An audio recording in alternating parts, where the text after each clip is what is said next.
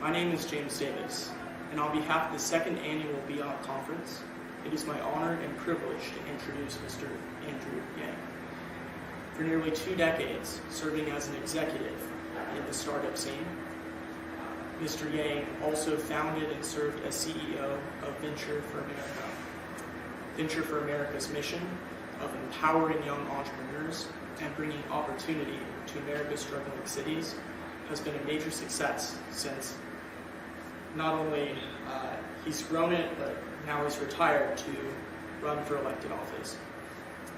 Among his titles, President Obama assigned him as a presidential ambassador for global entrepreneurship and a White House champion for change. His book, The War on Normal People, highlights how a universal basic income could revolutionize the economy in the United States. It's great to have you, Mr. Yang. I'm very glad to be here. Go Taiwan. Taiwan. My first question, Mr. Yang, is what are your roots and what drove you to found Venture for America? Well, my parents immigrated from Taiwan in the 60s. They met in school at Berkeley in California, got married, and then I was born in upstate New York. My dad went to work for GE.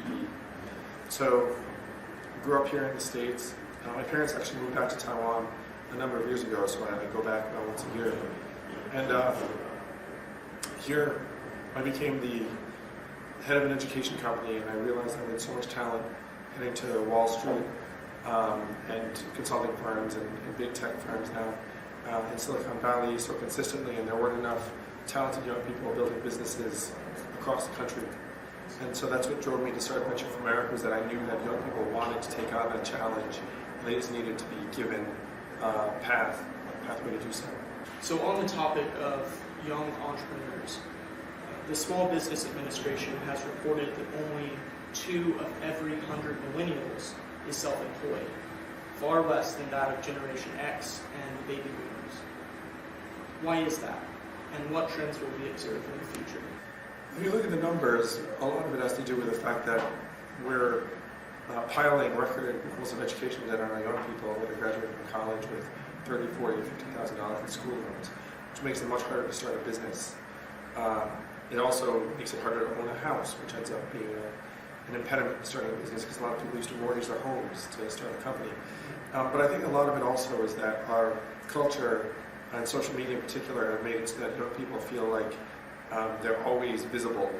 And I think that actually makes it harder to start a company, perversely enough, because most of the time starting a company means working for a while in obscurity for some goal. And if you're constantly in the spotlight, it's actually harder to do that. So in your book, you put forward universal basic income as a solution to a lot of society's ills. Why is it the solution, and what brought you to the idea? Well, I gave the universal basic income because of the impact of technology on the workforce and the labor market. Where, if you look at self-driving cars, I'm super excited that cars will drive themselves because I've got kids and having a car driving around works. But driving is the most common job in most of the United States, trucks and cars. And if you look around the world, there are taxi drivers everywhere. And if you imagine even 50% of those jobs disappearing, that would be a massive problem. And that's the obvious one, but there are many, many inobvious ones. So if you start playing out the impact of artificial intelligence and other technologies, you realize that we need to come up with a new way to distribute value. If you were to be Machiavellian and tough about it, it would be to keep things from becoming super terrible and violent. And if you were generous and humanist about it, which I'm happy to say I fall into this camp, is that we need to give people a chance to work on things that they care about and live their values, and also be able to take care of each other. It's been said that young people from wealthy families receive a parental basic income, meaning that if they take entrepreneurial risks, they can always rely on their parents' money if it doesn't pan out. Is this fair, and is this moral? And what implication does it have for income inequality? There have been rich people and poor people for decades, and it's always been the case that if you're rich, you're going to have a chance to make certain things happen that would be harder than if you're poor. That's probably worse now than it's ever been in terms of wealth being concentrated in the hands of relatively few people, and then having their children be uniquely advantaged. It would be unrealistic to completely counterbalance that, but certainly you hope that there are ways to mitigate it and make it a little bit less drastic and dramatic. Do you believe that a targeted grant program has any benefits over a universal basic income? I think that any resources that you could bring to entrepreneurship would be awesome. I'd be leery about, so if someone were to say, hey, let's start this massive grant program for entrepreneurs, that would be phenomenal. I do think that in some ways you're addressing a different problem, because if you look at the people that are going to be displaced by technology and automation, many of those people are going to be among the more vulnerable, the less educated. And so if you had an entrepreneurship grant program, they would probably not be the first people to get it. So it depends upon what you're trying to address. I'm very excited that universal basic income would be the greatest catalyst to entrepreneurship and creativity that we've ever seen. But I'd be hard-pressed to think of a way you could administer that in a way that doesn't end up creating its own set of outcomes that you may or may not want. So I love the universal basic income myself. I love entrepreneurship, and if there are ways to support entrepreneurs independent of universal basic income or supplementary to it, I would be very excited about that. One benefit of making universal basic income a government program rather than a privately administered program is scale. The Social Security Administration has very low overhead costs sending checks out to people. So my question is, given your role formerly at Venture for America, what do you see the government's role relative to the nonprofit sector's role? Well, one of the issues here is that the automation wave is so wide-ranging that it's beyond the reach of even the largest, richest nonprofits. This is truly a government problem, and it's an issue that only government has the scale to address, to your point.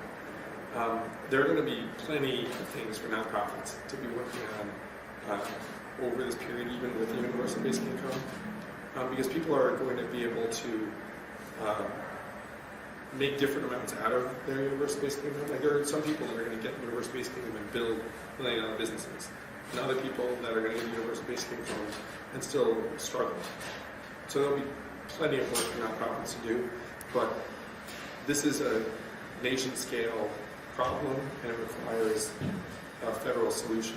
And that's true in the States for sure, but it's true in most of the world, in my opinion. Immigration is, of course, a controversial topic in the United States, and some people believe that a universal basic income could change the incentives for legal immigration to the United States. What would you do to navigate this issue? So immigration is a fraught, complex topic in the States. I'm obviously very pro-immigrant because my parents immigrated here. And America, to me, is much, much stronger as a society because of all the people that have come here to build lives and families and businesses and careers. Universal basic income will make being an American much more appealing. But it's already very appealing. So we already have millions of people that are coming to the country for a better life.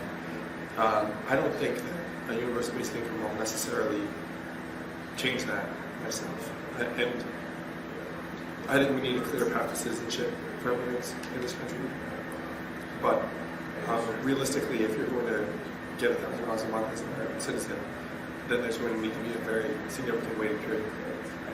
There are already a number of programs that serve adults that are in poverty, including Social Security, Medicare, and food assistance programs.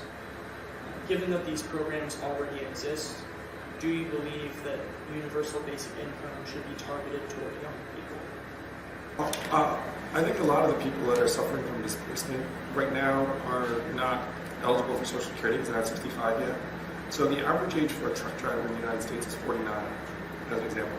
So imagine you're a truck driver and then you lose your job, or you just can't continue your job because of health problems. That's 16 years way away.